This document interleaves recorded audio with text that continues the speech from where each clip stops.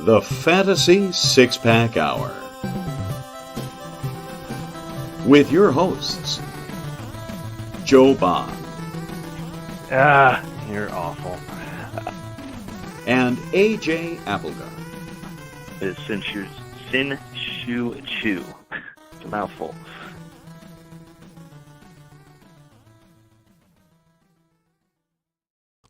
All right. Welcome to the Fantasy Six-Pack Hour. My name is Joe Bond, founder of FantasySixPack.net. With me, as usual, my co-host, AJ Applegarth. How's it going, man? Hi. All right. It's going. All right. Going. We're good. Yeah. We're good. Thursday. Let's do it. I'm ready to rock and roll, man. Yeah. So we got a good show tonight. We're going to be talking about the second base and third base positions for this upcoming season. That's hopefully gonna happen. That being said, Maybe.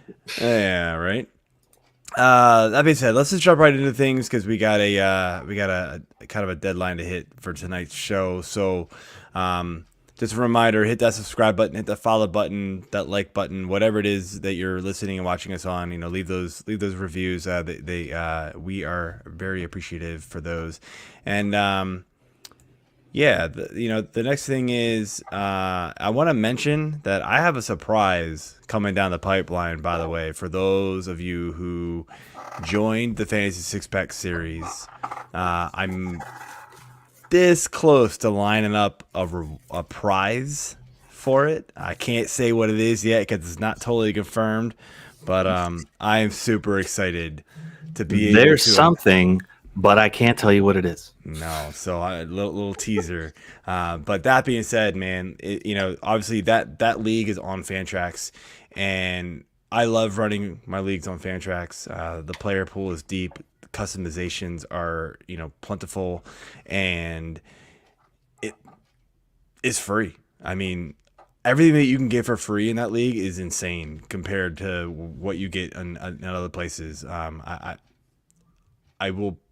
I still play other places, but when I launch my own sites, my own leagues, that is where it's at. So if you are going to start a league, I'm telling you guys, join it, do it there, move your league there. You will not be disappointed. And if you do it, join fantrax.com/fantasy six-pack. It's in the ticker there. It'll be in the show notes. That's where it's all about, man. But without further ado, let's bring in our guest of honor, returning to the show, Alex Fast. The accolades go on, man. VP of Pitcher List. He's been on ESPN. He's been on MLB Network. He's been on Masson for the Orioles. As an Orioles fan who moved way, way, way too far away. And just announced, a couple hours ago at best? Yeah. The 2021 FSWA, or 2022, is that what they're calling the awards? FSWA Best Baseball Podcast Award winner. So congratulations, nice. Alex, Thank man. You and Nick at Pitcher List, man. You guys, that podcast is fantastic. So congratulations to you guys. Much deserved. Awesome to have you here. And won't make you give a speech. Let's just jump into beer week. How about that? Yeah, that sounds great. I appreciate having me. Beer. All right, Alex. So this will be your speech. Give us your beer. It's funny. I was going to try and convince everyone that this was a nice milk stout, but it's a Califia Farms iced coffee. I'm trying to stay up super late tonight to be able to play Elden Ring. Comes out at 9 p.m. Pacific. Oh, nice. And you really gotta. I don't think I'm going to sleep tonight. I think that's you were telling me before the show you are in the video game business. I'm guessing that's your big launch that you were telling us about. So no, I wish I worked for that company, but no. Okay. But I'm just very excited to play it. I'm just a loser. Me and LaPlante, stay up till too late in the morning, considering I've got kids to play video games after the show on Thursdays usually. So he kicks me out, and then he's just like, Mike. So you go to bed. You're like, oh, I'm tired. Yeah, midnight. And you're like, all right, we got 3 hours to go. Let's do this. Yeah, pretty much. All right, man. So, AJ, what you got? All right. I myself am drinking the New Trail Brewing Broken Heels Hazy IPA. It's Citra and Mosaic, notes of lush citrus and rich pine. Lush citrus. Okay. High aromatics and soft bitterness. So it's lush citrus like extra alcohol-y citrus? That's right. I don't know. I don't know. Maybe. It's definitely pretty hazy. All right. It's only 7%. So going a little light tonight. Only for this. Only. All right. So I'm drinking they just call themselves Beer Farm now, but apparently it used to be Brookfield Beer Farm. It's a limited edition.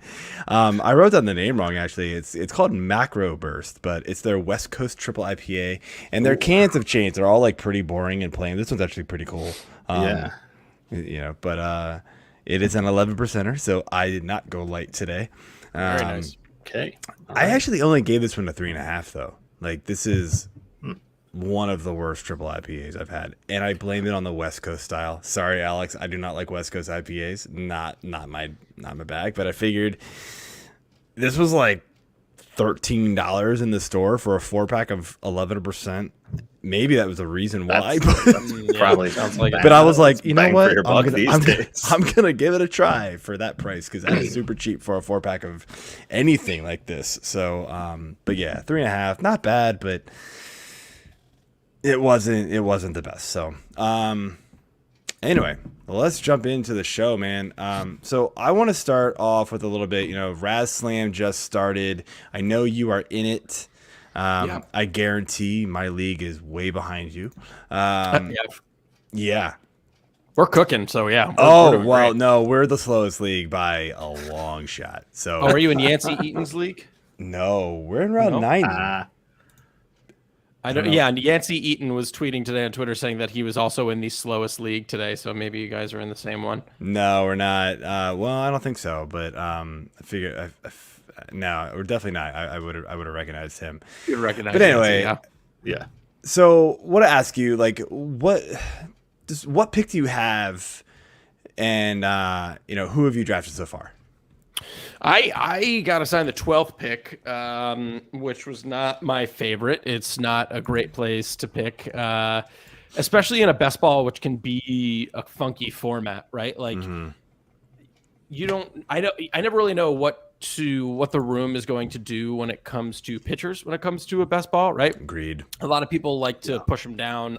So far, some of the tweets I've seen about RazzSlam are that people are pushing him down to like 3rd or 4th round. I, at the turn, took Freeman, who I'm fine with. I think wherever he signs, he's not going to sign in a bad enough park that it's going to limit his value. I think he probably still is going to end up in Atlanta. I'm not really believing the reports that he won't. So I think he's going to be fine. And then I ended up going with Cole because I figured by the time it got back to me, there wouldn't be. I essentially wanted one of like Cole, Woodruff, or Burns. And I thought, if I don't take Cole, no one's going to get back to me. I took Cole, and then I don't think. Yeah, then Scherzer went, then Burns, then Wheeler. When it got back to me, Woodruff was still there. I was like, whatever, man. I just went with Cole and Woodruff. Yeah, those are my 2 pitchers for RazzSlam. And I ended up getting a Marte parte after that with Starling and Ketel Marte. Nice. To me, when it comes to this stuff, multi-position eligibility is like what I push up the most, right? Yes. Like, you just want to be able to have that flexibility, and it prevented me from taking guys that I love, like Franmil Reyes, who are only going to be in utility eligibility spots, guys like Nelson Cruz, who I think can still really produce, but again, limited, aren't going to be able to slot into different places. So I also then later on paired it up with Hader and McClanahan, 2 guys that I'm really excited about. So to start off with Woodruff, McClanahan, and Cole, and then pair it up with the Martes and Freeman, I think I'm going to do okay, but who knows? Well, best ball's best ball's pretty wonky. I've done fairly well in this league. The first 2 years I did it, I actually was like 3rd or 4th overall 2 years ago, which was pretty stellar. And nice. I started with Cole that year. But last year, I was doing awesome. and then like right after the very second waiver run, like 6 guys on my team got hurt that were like brutal studs, and I couldn't. You can't replace them at that point because there's only the 2 waiver runs. Yeah. Like I had already lost Trout, but I was expecting him to come back, and then he never did. And then, but like a whole bunch of other people got knocked out for me, and I was just like, oh, geez.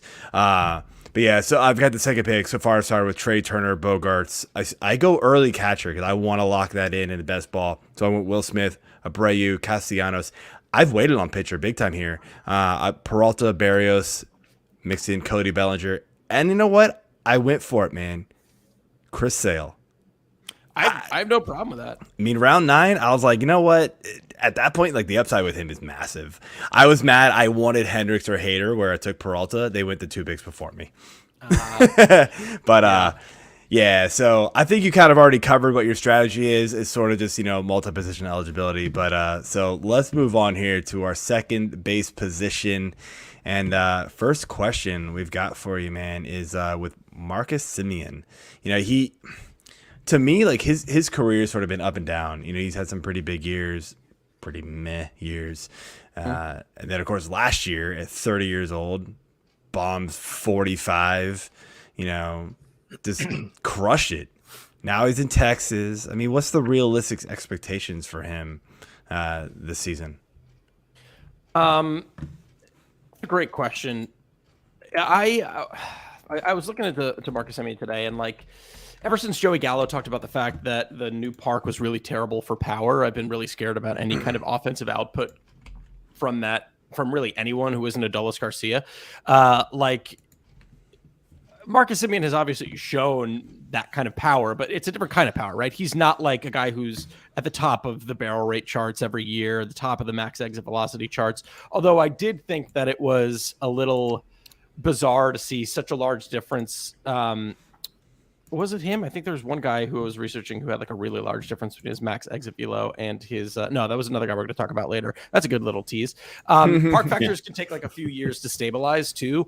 So but when you look at 2021, you should take it with a little bit of a grain of salt because there's only 2 years of data for the new Globe Life, but It was the 8th worst park by offense. It was really, really good for singles and really not much else. In 2020, it was a better park, again, small sample size, but it still wasn't good for doubles or triples or home runs. So now we kind of get into the question of, right, well, how many home runs, can we theoretically project for him? And I actually think the projections are spot on. He hit 33 in Oakland, and that's actually a worse park offensively than Texas is. Aside the blip in 2017, he's been fairly consistent in terms of game played. He seems to have made a significant change in 2019 to the barrel rate, and that seems to have stuck both in the short 2020. Well, it regressed a little bit in 2020, but then popped back up over a full sample size in 2021. So I still think at the end of the day, he's patient enough to get in fastball counts. He's a really good fastball hitter. So I think it's fine to pencil him in for 30-plus home runs. But anything above 36, 37, I'm a little wary. Yeah, I guess you bring up the park factors, right? And the one thing that, I know off total offensively, like that park was down, especially compared to what it was before, but like it was even way below where I think people thought it was going to be, considering it's still in Texas and that, the air there in general. The one thing I wonder is like, if Texas offense has been pretty bad for the last couple of years. So like how much does that factor into it? And now they're adding a couple big bats. So maybe that will like boost it up and we're gonna be like, oh well, maybe it wasn't the ballpark, maybe it was just clearly the team. Time will tell, but like that's something you got to think about. And I don't know, maybe I'm wrong. No. I think it's a super important thing when you get a guy like Corey Seager who's going to be hitting right behind Semien, who's projected to hit second, and then Adolis Garcia with that power. There's still theoretically a really good chance that Nate Lau, I think it's Lau, and he's not Low. I always forget the two. Yeah, I know. I do the same thing. I'll never remember. I think there is a good chance that the productivity could be there. So yeah, maybe a few more runs, a few more ribbies. But yeah, the home runs, and I just don't know if we can bounce on 40 again. Yeah, that's probably a little high in my opinion, but yeah, I like him, but I do like him this year, and I think that him and Seager in that lineup is going to be an interesting vision to see what we can do there. But moving on to the next guy here, we got Mr. Javy Baez. I mean, he's pretty much been very fantasy relevant, for a handful of years now, with racking up all these counting stats. Almost like a full 4-tool player with the homers, the runs, the ribbies, steals. average has always been his question mark, but that's mostly because he's got such an aggressive swing, and it's not going to kill you. But now we see him moving to Detroit. So do you think we're going to see a dip in his production? And if so, is it enough that you would not be targeting him at his current ADP of 62? Yeah, I do think that we're likely going to see a dip in the production a little bit. And I do also think that there are probably other guys that I would be a little bit more interested in taking. I mean, park factors become a lot more reliable for Comerica and for Wrigley. And just because of the larger sample size, and the parks aren't too much far off, but he's definitely going to be in a worse lineup. And then when I look down the list, right, like I was looking at guys who were going after him in ADP and then looking at the BAT-X projections. I'll look at BAT-X, I'll look at ATC a lot. And, just for the sake of this, I went with BAT-X. I looked at Jorge Polanco and I looked at Jonathan India. If you break all three of those guys down, they're all projected for 26 or 25 home runs. Jonathan India is projected to have more runs than Polanco, than Baez. Polanco and India both projected for more ribbies than Baez. Polanco and India both projected for a better average than Baez. And then Baez gets like 5, maybe 5 more stolen bases. And there's like a 4-round difference between Javy Baez and a guy like Jonathan India. Even there's a 2-round difference between him and Jorge Polanco. So I don't really want to chase 5 stolen bases. And to me, there's I would rather go for more home runs, a better lineup, and a better park, and a guy like Jonathan India, who I think could theoretically repeat. Or if you don't want to, if you're concerned about the sophomore slump, then go with Jorge Polanco, who maybe is on a similar kind of team offensively, but is still going to rack up the home runs. So, yeah, I don't know if I could buy it at that price. Yeah, I think the other thing to look at too is there's some pretty solid pitching, mostly with the White Sox, but he's going to be seeing a lot of these guys, a lot more than he would have. So that's going to play a part in it for me. I think that I'm looking elsewhere. I've never been really big on Baez anyways. So, I liked his stats with Chicago, but I'm fine going for a better known quantity at that ADP personally. Yeah, I mean, I've been a Baez fan only because AJ in our fantasy 6-pack keeper league that we've got, I had him at like a round 12 keeper for a few years. I mean, I liked him there, but he's now like, this will be the 3rd year keeping him. He's like creeping up into like 8th round, and it's kind of like, I don't know, like maybe I'll throw him back in the waters this year and see if I can get somebody better. But that's risky because, I mean, he has been valuable for me. Like, he gives me a little bit of everything. So, like, I feel like there are some people who are just completely off of him. They're just like, Baez, bye. Like, I don't want anything to do with him. And you're like, no, that's the wrong move. He's valuable more than you think, if that's what you're trying to do. But he's maybe not as valuable as he used to be. So I think that, I mean, that's where the question came from. But I mean, I agree with you. I think we will see a slight dip in production just because that offense won't be anywhere close to what he had in Chicago, even though it was not that great last year in Chicago, unfortunately. And we'll just ignore 2020 because they were all horrible in 2020, including Baez. He was not good at all in 2020. So, the last second baseman here that we want to cover is Tommy Edman. And this is a guy, man, I feel like there's like your big truthers out there. There's your kind of, I'm not really sure what he is. I'm honestly kind of that guy who I'm not really sure what he is. Look, I mean, after 2019, people were buying in, after 349 plate appearances, he had 11 home runs, 15 stolen bases, a really good batting average. Fine, you could see the potential. It has not come anywhere close to that since then. And I get it, not as many plate appearances in 2020, so maybe you just give him that. But in 2021, I mean, double the plate appearances, and the steals came with him. So we got that, but the power has not followed, and neither did the average. So,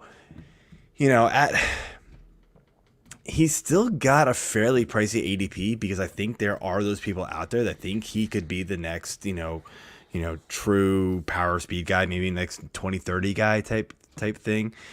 But do you believe in that, or are you kind of a fade on him? I wouldn't say that I'm a fade on him. I definitely agree with the sentiment that if you're drafting him with the hope of a 2020 season, then you're probably going to be a little bit upset.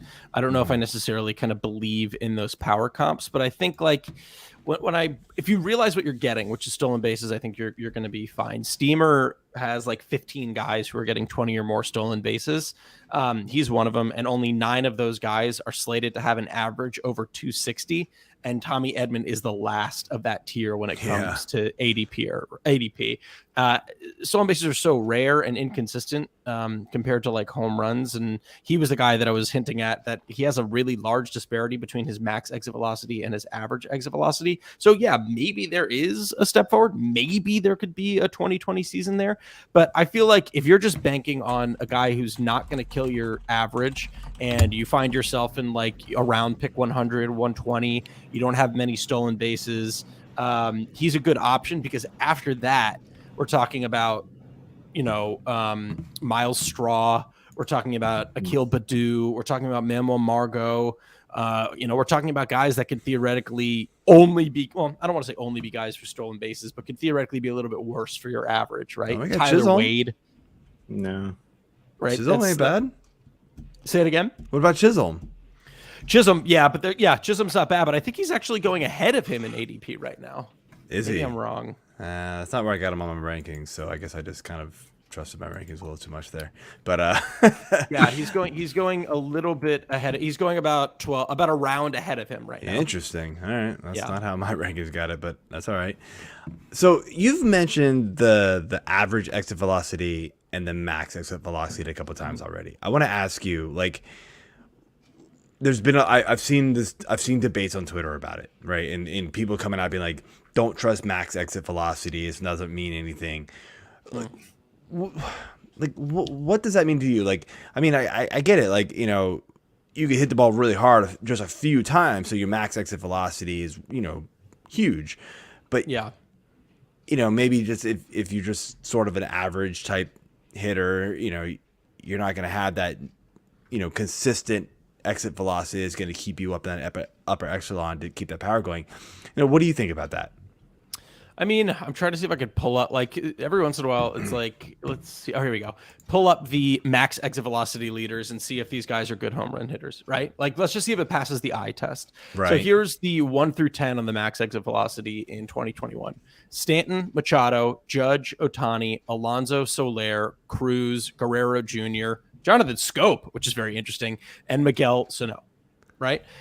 So we say it passes the eye test, right? And then I think, guys like Alex Chamberlain have written really helpful articles on how it can be. I think the actual name of the piece is the near like immediate usefulness of max exit velocity. It's something that can be very indicative also of who is getting power gains. If there's a large sample size and a guy sets a new max exit velocity, then it could be indicative of more power. Like any other stat, there's no point in taking it out of context, right? Mm-hmm. And there's no point in making it the end-all be-all. I can't say, oh, well, because he's got a max exit velocity, he's definitely going to hit more home runs. I think Edman's interesting because of that gap, but yeah, that doesn't necessarily translate to the fact that he will. It means maybe there could be some. But yeah, I think it's a good stat to have in your arsenal, especially when disparities like that pop up. Yeah, I agree. And we say this all the time, like, and you said it right on. There's no one stat that's going to tell you one metric that's going to tell you how good or bad a player is. Everybody's got pluses and minuses. You got to put the whole picture together. In football, I feel like, it's just, it's a little more cut and dry. Like, we don't have as many analytics behind it. Baseball, it is just like they're everywhere, everything. Man. It's just like like raining down on you. It's almost like too much sometimes. Well, yeah, totally. But to fight back a little bit on that, that's kind of why I stay away from football and why I think the arguments on Twitter about football are more intense, because there aren't as many things that are quantifiable. Like, someone could be like, that dude sucks in baseball. And you can be like, well, here's 10 stats that say that they're probably better than you think. But in football, you can be like, that dude sucks. And I've got 2 stats to tell you. You know what I mean? There's so he much ran more. a lot. I've got these 10 clips that tell you why this guy sucks, and then this guy's gonna go, I got 10 clips to tell you why this guy's awesome. It's crazy. It is, and it's beyond 10 nuttiness. missed catches and 10 caught balls. I put on my Haloti Nada jersey, I watch a game, I turn it off, and then I move on. Like, that's it. Yeah, it's fun to talk about though, man. I enjoy talking to football too, but baseball was the one that really sucked me into like the analytical side of fantasy sports, and for good reason. So because there actually is analytics. Yes. Exactly. There's getting to be more with football, but not nearly as much. So speaking of moving on, let's jump into third base here. Talk about, I mean, I like this guy personally, Mr. Austin Riley. So he definitely broke out in a big way last season. You know, he hit 33 homers, but the most surprising part to me was the fact that he hit 303 for his average. I mean, is that for real? Do we expect to see, you know, near 300 again, or possibly over again, or is he definitely a regression candidate? I would be surprised if the 300 happened again. I think there's good news and there's bad news. The bad news is I would be, if I were a betting man, I would take the under on 300. I take the under on 290. I take the under on 285 and say we're probably looking like a 270, 275 hitter, which is also just fine. Like, that's just fine. In today's game, in leagues with average, I would take that all the time. That's totally fine. And with, you know, sure, it'll bring him down a little bit more in OBP as well. And he is a guy with like a 26% K rate. The walk rate isn't terrible, but it's obviously not great. But I think if you go into that with that expectation and you can still project like 30 home runs, that's nice. Like, that's really nice. I think there are a lot of guys, you know, when we're getting up to that 30, 35 range, the batting average starts to drop off a little bit.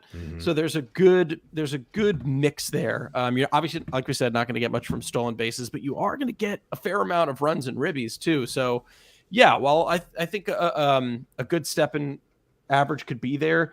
The power could stay. There's one of the things I like to do is, like, especially for rookies, see like, okay, are they just feasting on four seamers? You know what I mean? Like, are they just waiting for four seamers and just knocking them out of the park? His WOBA, it's unbelievable. His WOBA on fastballs is 375, which is very good. And it doesn't fall off at all on breaking pitches at 373. And it actually gets better on off-speed pitches. He had a 413 WOBA on off-speed pitches. So there wasn't really any major hole in his swing. So, hey, maybe you take that information. You're like, well, then maybe we're talking too low here. Maybe 285, maybe 290 is possible. It's good to know that ceiling is there, but I just don't know if I want to bank on it. Yeah, I agree. I think the average is going to drop. I love the power. I'm mad at myself. Last year, he was a guy who I was really big on, and I just kept hearing, negative things during spring training, like he wasn't going to get the job and all that kind of stuff. And I was just like, fine, I won't draft him. And then I didn't. And then look what happened. So I was like, So I think clearly the job is his now. I'd find it very hard to believe him to lose it unless just the bottom completely falls out. But I've always thought the talent was there. It was always the batting average and the plate discipline, and he figured it out. So, Yeah. I mean, the one thing that I look at too is, his average exit velocity has been the same basically the 3 years that he's played. His BABIP was way up last year compared to the first 2 years of the 368. So, maybe he was getting a little more lucky there, but his hard hit percentage dropped. So, I don't think we necessarily, he's just consistent. I mean, that's what I like to see. And we talk about consistency all the time with football because that is one metric that we can usually use to measure. And I think looking at some of those stats, I'm all in on it. I'm with you. And especially if Freeman comes back and we got Acuna returning, that's the one thing thing that's even better for him. That's keeping me a little, trepidatious is that the fact he didn't have Acuna last year. Well, for half the year, and then a lot of the guys that they have, we talked about it last week, are going to be free agents, or are free agents that are still unsigned. So we got to see where they're going to go. All right, so next guy on our rotation here for third base is Mr. Nolan Arenado. And I don't know, man, is he being discounted too much in an ADP of 72? I mean, look, I know people are a little down on him, or like, I feel like maybe too much. He still had a fairly nice season in his first full season away from Coors. I mean, he hit I forgot to write down the stats. I need to just pull them up real quick here. But yeah, I mean, I feel like it was like 34 bombs. Yeah, 34 bombs, 105 RBI. The batting average dropped dramatically, which I think is the big thing that are scaring people. And the first half of last year wasn't great for him. But I mean, he bounced back it was crazy the last part of the season. He looked like Arenado again, in my opinion. So are we discounting him too much? Yeah, I really think so. If he's still around in the 70s, honestly, if he's still around in the 70s, I might even take him even if I already have a third baseman. I think that there's, sure, you want to say that he's going to hit 255, fine, but there's not a lot of guys you're going to find with 35 home run, 100 ribby potential. And who are not going to kill your who could theoretically return first round value still, right? I mean, you could make the argument that the BABIP dropped a little bit too much. I mean, it's difficult to say because he came out of Coors, but it was a 249 BABIP compared to the 293. So that theoretically means and it was that also 241 his last season in Coors. But again, that COVID season was it's hard to put a lot of stock in that season for a lot of players. Yeah, that's exactly. I don't really. That season I sort of keep skipping on the stat list. It's sort of like, that's a weird one. Skip. Go on to the next one. And then so when you do, it really is. And when you do too, if you discount that, all the other things aren't too far out of line. The barrel rate isn't too far out of line. Obviously, yes, the WOBA and the average are going to go down a little bit. But still, let's say he gives you a 250 average with 35 home runs and 100 runs or ribbies. That's just not. Not a lot of people are going to replicate that season. Not a lot of people are going to replicate that. So okay, so let me ask you. Let's do a little. Who would you rather? Right. So I think obviously for third base, right? I think now I'm using Fantasy Pros eligibility. So yell at me if this guy doesn't actually have third base eligibility. They use everybody and combine it all together because they have to, right? So let's just do the two guys we've already talked about: Austin Riley or Arenado. I will go with Riley just because I think the ceiling on the average, he's younger, better park, arguably better lineup. So yeah, I'll go with Riley. All right, I like that. What about Wander Franco? He's a guy who I think is interesting. That's really good. I think he was one of the Bad X was saying that he was one of the guys who was projected to finish top 10 in WAR at the end of the year. I'm going to go for the sure thing with the power, though. I'm going to go with Arenado. Yeah, Franco's sort of that mixed player. It's going to give you a whole bunch of everything, it feels like, and he could really bust. He could really boom and could also really bust, I feel like. So I sort of like Arenado, although my ranking system puts Franco above him, but I'm not sure I would actually do it. Let's be real. Bregman. And Arenado. I'm putting you on the spot, man. I'm sorry. This is we've been running pretty fast, so I was like, I got some time. Let's do this. I think I'd go Arenado, honestly. I think maybe Bregman has the better average, but doesn't have more home runs, even though he's in a stadium that just gets him too many home runs. Yeah, I think I'd still go Arenado there. All right. Last two here, and I'm going to put them all together. Okay. Arenado, Mondesi, and Rendon. And Anthony Rendon? Yeah. Ooh. Yeah, I'll go Arenado.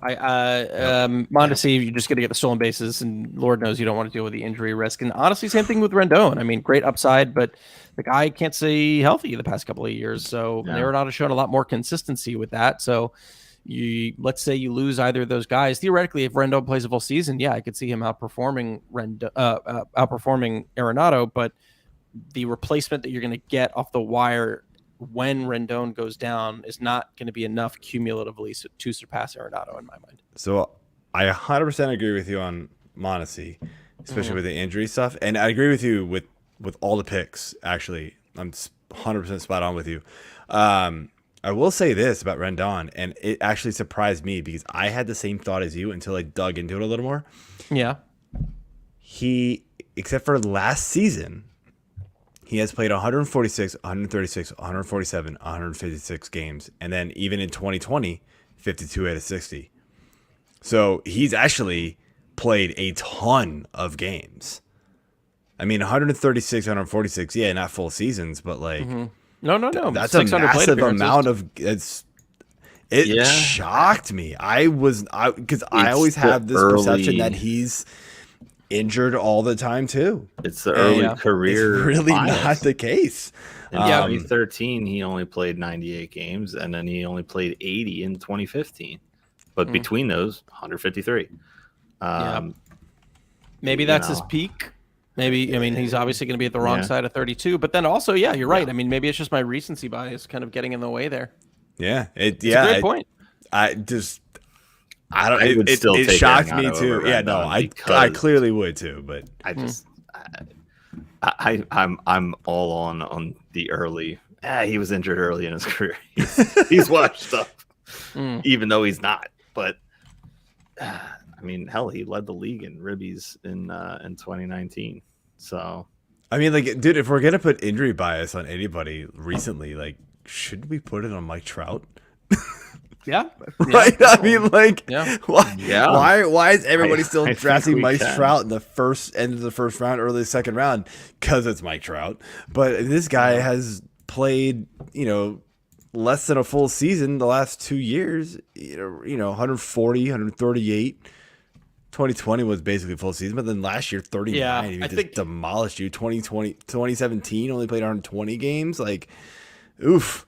Can you even? What's funny? What's kind of funny about that is even Mike Trout in a half season can do what Arenado can do in a full. That's the point. Which is what's kind of funny. Yeah.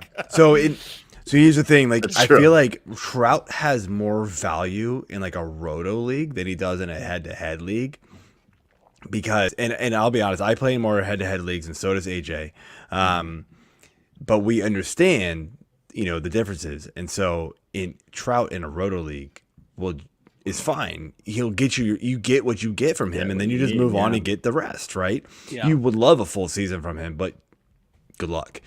But in a head-to-head league, you lose him for the key stretch run, and then you're just toast. And so, I mean, that's kind of like the same thing with best ball with me, right? And last year I had Trout, and I was just praying he would come back, and he never did. And I just, you can't keep up at that point.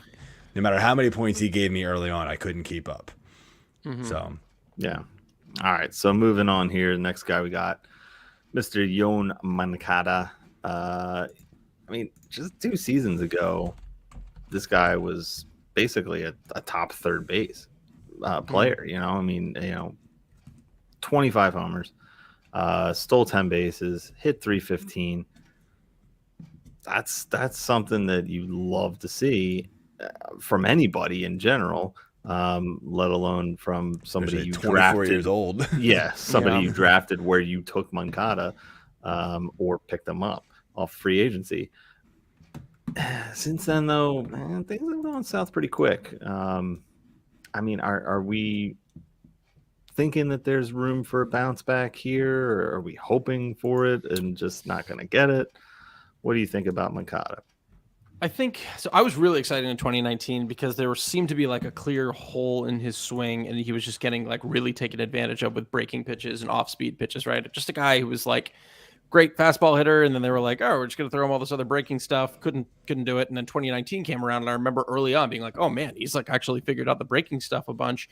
And then we've only seen kind of declines in that, particularly from changeups and other off-speed pitches.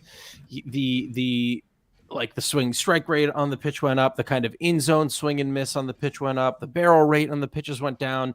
So it does have me a little bit worried that he's kind of been figured out in that way. That doesn't mean that he's figured out for good, right? There's an opportunity for him to kind of address that and get a little bit better there. I think like it's all relative. I think what I would be realistically expecting from him aren't steps forward in the average department. Like, I don't think we're really ever going to see it an over 300 Yoan Moncada again. I think we can agree that was the exception to the rule. And I'm putting him more in the 260, 270 range. I think it's a little bit more realistic, but I also don't think it's, unheard of to get 20 bombs out of him. Obviously going to have a lot of offensive firepower around him, but yeah, like I think, as long as I go in knowing that that's what I'm going to expect, but like, this is a later round dude because there's nothing really there that puts you over, right? Like, he's not giving you enough average. He's only giving you 20 home runs. He's not going to give you more than 6 or 7 stolen bases. He's kind of like I don't know. It's a little boring. It's a little boring at the back end, which can be good. It can be fine to pair it with things, but that's kind of realistically what I'm expecting. The thing that surprises me the most, the power dropping off and even the average dropping off a little bit didn't shock me. The steals. What happened? Went to 0 in 2020 and 3 last year. But 3 all of last year in 144 games. Yeah. I mean, he's projected for 6 and 5 and 4, depending on what you look at. But, like, that's not a lot. I mean, what happened? The guy's still young, and apparently he's still got a 70 speed prospect, ranking, so like he had 3 steals in 54 games in 2017. And now he's projected for 3 and he was caught twice. 144. So that means he it's like he never ran. Like, I mean, he was caught 3 times in 19 and had 10 steals. Yeah. So I don't understand. Like, I don't know if you have any thoughts on that, Alex. It's just, I mean, you go with a guy like Tony La Russa, who's going to be a little bit more old school too. You would think you wouldn't mind sending him a little bit more. Maybe it's just where they were, maybe they thought like, one, it's always a thing where they don't want him to get injured. Maybe it was something like that. Maybe they, Abreu, they didn't want him stealing ahead of Abreu as he came up in the order a little bit. I don't know. It's tough. Steals are so hard. They're so hard. Like, it's just he does bat in front of some monster guys. So that's where I was going to go with it. I mean, it's Abreu, then Grandal, then Robert, then Jimenez, or whatever mix that's going to end up being. Yeah. So yeah, it is tough to send him when any one of those guys can just hit him home and not worry about it. Yeah. Even from first, because he's got the speed to do it. Yeah. So yeah, but if he's on second, it's easier to do it. That's a good point. It's a good point. I get it. To me, 2019 was just, it was so off of everything else we've seen from him. And that's why it's hard for me to really look at him as, he's going to get back to that point. I don't think I see it. I mean, hell, he led the league in strikeouts the year before that, and he had a 235 average, a 231 average, and again, in only 54 games, so that's not really counting much. I think his average sticks around the 250s, 260s. The strikeouts obviously came down, so that's good. He's being a little more patient and finding his pitch. The walks were up to 84 last year, and that's ridiculous to me. So, but that coming up and then the strikeouts coming down reads to me that the patience is there. The big thing with him, though, I mean, his slugging is not really great. again, outside of 2019, where he was up close to 550, everything else is just hovered around 400. I mean, okay, that's. Yeah, I mean, I think that's where we all kind of figured the power wasn't going to really continue. I don't think I see him really just expanding all of this stuff. And again, with the lineup that he has, he's coming into his 27-year season. I mean, I don't think he needs to do all of these different things. I think he's a solid player and he's a solid option, but that's what does pitcher list do for a lot of the Jag? Just a guy. Yeah. Sure. So there we go. He's just totally a guy, right? I mean, for third base, he's kind of just a guy. Yeah, exactly. So there we go. Hey, a little shout out to pitcher list there, man. So let's finish things off here, and I'm gonna go a little deeper in the third base pool here and get Brian Hayes. Drafted as the 11th third baseman right now, feels a little rich to my blood, man. His projections don't really back that up, in my opinion. We're looking at, and I wrote down in the stats, in the notes, 15 home runs at best. Mm-hmm. Steamer apparently bumped that up to 17 just recently. So, okay. I don't know where they get that from, but sure.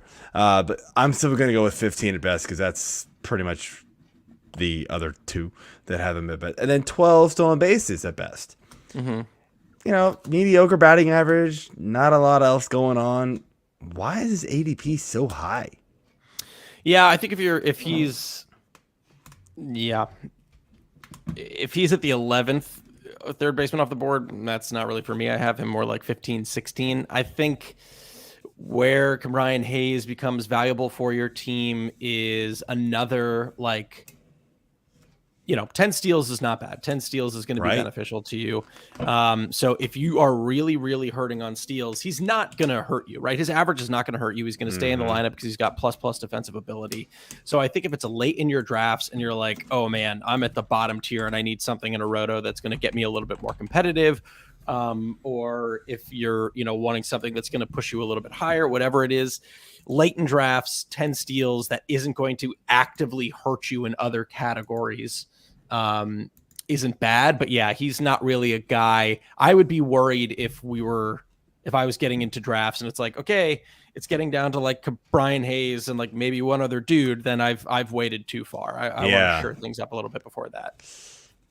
That's where I'm at in Razzball, by the way. For third base has passed me by, unfortunately. So I might be looking at one of these guys. He was hoping for better information. No, I wasn't. I kind of figured that's where it was going to be, but upside. Yeah, he does. He is still, and I'm looking it up now. Now I do the NFBC ADP for these shows from January 1st. The stuff that happens in October feels a little too off. Yep.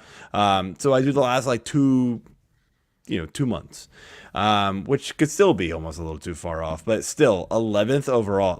His highest is 106 and then his lowest is 180. So it is a wide range here, but 11th overall still on an average to me just feels way too high. I've got him around 16 on my third base rankings list right now. Now this, this isn't NFBC rankings, but and I get the NFBC is a different beast, but it's a good. I feel like NFBC ADP is a good,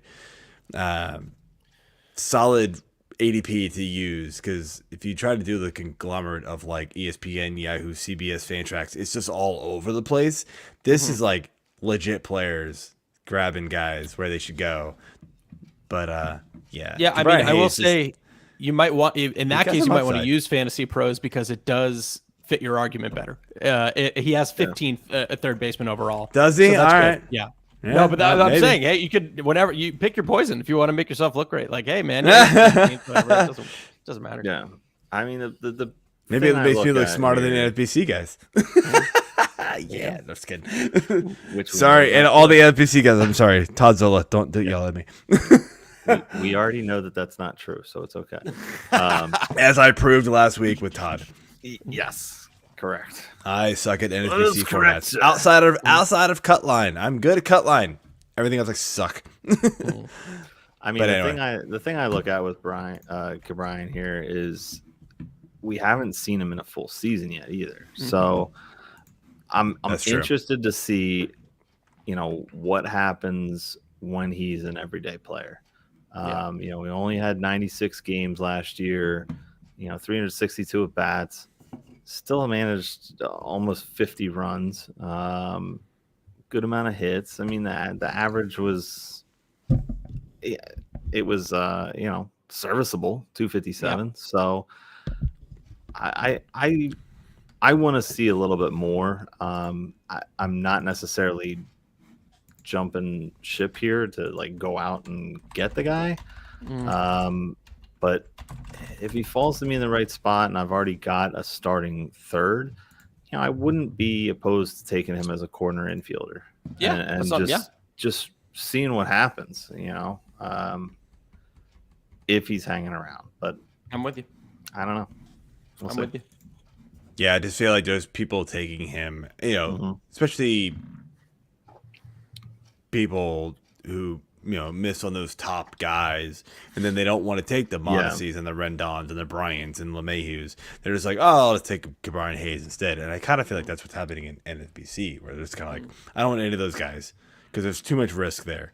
Brian Hayes, that's upside. So that's what they're doing. And I just don't see it. I don't know. But I think he's a good player. Probably a better baseball player than he's a fantasy player. Let's put it that way. There's a lot. There's football players like that, right? Like we say that all the time, and I hate to always comp football with this, but that's what we do. But we see a lot of guys like that. But anyway, Alex, I know you got to go. So at 10 o'clock, the clock just struck. Turned to a pumpkin, so we need to let you go. But before you do, man, just remind everybody where they can find you on Twitter and what you got going on this season. Yeah, you can find me on Twitter over at AlexFast8. Going to have my top 100 dropping in the next couple of weeks, and then hopefully an article coming out about pitcher volatility, the most volatile pitchers, and how we can determine that in a week or so. So come check it out. That's going to be all on Pitcher List. Yeah, all on Pitcher List. You got you hitting up any of the other networks this year, or you don't know yet? I can't say, but okay. Things you're working on it. Good. I'll say you're working on it. Yeah, all right. Things in motion. It was cool to see you on MLB Network that one time, man. That was pretty cool. Sitting there with all. Hopefully, you'll see it again very soon. Awesome. The last thing I will say is the 8 for Mr. Cal Ripken. Is the 8 from yes. Okay. All right. I like it. As we get it's my lucky number because of that. Oh, there you go. Nice. There you go. There you go. We got the Ripken bobblehead. There we go, man. And you grow up in Colombia. It's tough not to. That's true. Yeah, and I will just show you this. Oh, jeez. Oh, nice. Those clock. Beautiful. Yeah, we don't mind the fireball. That's treacherous. But I love it. Yeah, I gotta give that shout out too. I wanted to put it behind me, but I didn't get to it yet. I want to thank you for coming out again, man. It's been a blast. We will definitely do it again. And have a good night, man. All right. Great. Thanks, guys. All right. See ya. All right, AJ. So yeah, that was an under-hour show for the first time in history. Ever. Yes. So we got some time to kill. What you doing, man? No, just kidding. We got like another 45 to no go. Kidding. So anyway, I don't know what to do. I really don't. No. Let's just close things out here for real. Promote next week's show. Exactly. We will promote next week's show. Jesus. We will. Amateur hour. I'm kidding you, idiots. God. I'm just.